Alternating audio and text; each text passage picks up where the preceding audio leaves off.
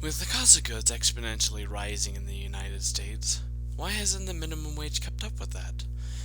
According to David Cooper and Associates, the current federal minimum wage is $7.25 per hour and has not been raised in over 10 years. A full-time federal minimum wage worker today earns 18% less than that of her counterpart earned at the time of the last increase. And that is a big disparity of earnings, and it's not hard to see its effects. Having worked a minimum wage job myself, it's hard for me to see how one could have a decent standard of living off that income alone. And I'm not alone in this thinking either. Without a raise in the minimum wage, many people have been directly and negatively affected. That is why my goal today is to explain why there should be an increase in the minimum wage. I will explain why the minimum wage as it is now is bad, explain the benefits of raising the minimum wage, and explain a possible solution to implementing a minimum wage increase. One of the biggest issues with there being no minimum wage increase is due to the rise in inflation over the years. The cost of living has gone up, and with no rise in the minimum wage to match it, it is becoming increasingly difficult to obtain a decent standard of living. And the purpose of the minimum wage is to provide individuals with a living wage, and that is to say a wage that will allow people to buy the basic necessities like food and shelter. But according to an article written by Kimberly Amondo, they state that the minimum wage translates to $15,080 a year, and that is more than the federal poverty level for a single person, but it is lower than the poverty level for a family of four. So, if a family were to support their family on this income alone, they would be considered beyond the poverty threshold and that of a living wage. And now that I've covered the minimum wage not keeping up with inflation, I would like to move on to the minimum wage causing income inequality. And the already low minimum wage disproportionately affects marginalized groups. According to an article found on Procon, despite representing 47% of the U.S. workers, women make up 63% of the minimum wage workers, and African Americans represent 12% of the U.S. workforce and make up 17.7% of the minimum wage earners. This means that those who have been marginalized hold many positions that only pay minimum wage, and this is on a large scale, and it keeps up negative marginalization that we've been trying to get rid of.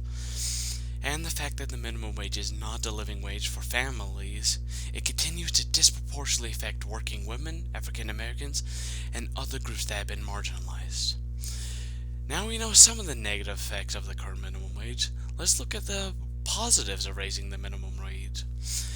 Raising the minimum wage would lead to positive change in gender and racial inequalities, as well as help combat poverty levels in the United States. If we were to raise the minimum wage to a level that would be sustainable, millions would benefit. We've seen it happen in the past. According to Economic Policy Institute, minimum wage increases in the 1960s civil rights era significantly reduced black and white earnings inequality, and are responsible for more than 20% of the overall reduction in later years.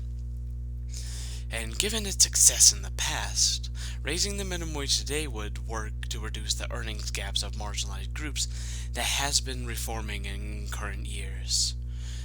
But helping income inequality isn't all. Raising the minimum wage would see extraordinary effect in reducing poverty. According to an article written by Marion Babick, they state that the bump from a $290 a week to a $600 a week would lift millions of families out of poverty. More than a quarter of the workforce, 40 million workers, would see raises in wages.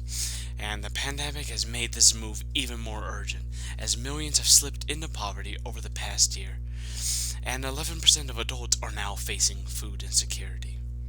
COVID-19 has affected everyone. It has hurt mine and your financial stability, and these effects are escalated by the low minimum wage. But raising the minimum wage would significantly help those within the poverty threshold, helping them bring a greater sense of stability and peace to their lives.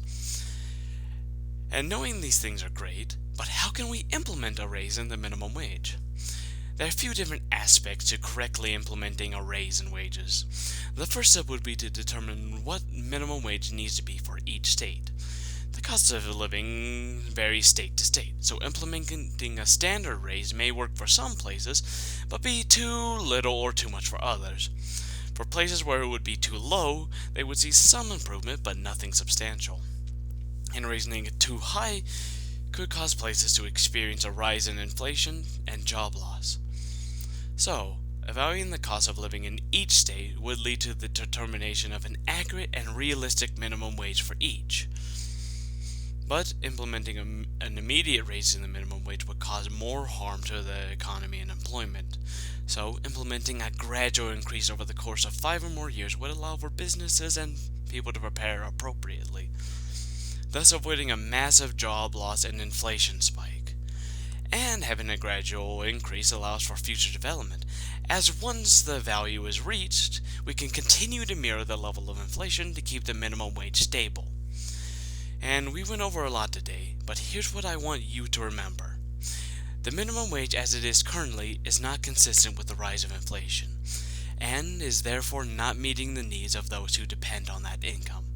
Groups that have been marginalized are still facing income inequality at unacceptable rates, which is why a raise in the minimum wage is essential to make the minimum wage a livable wage.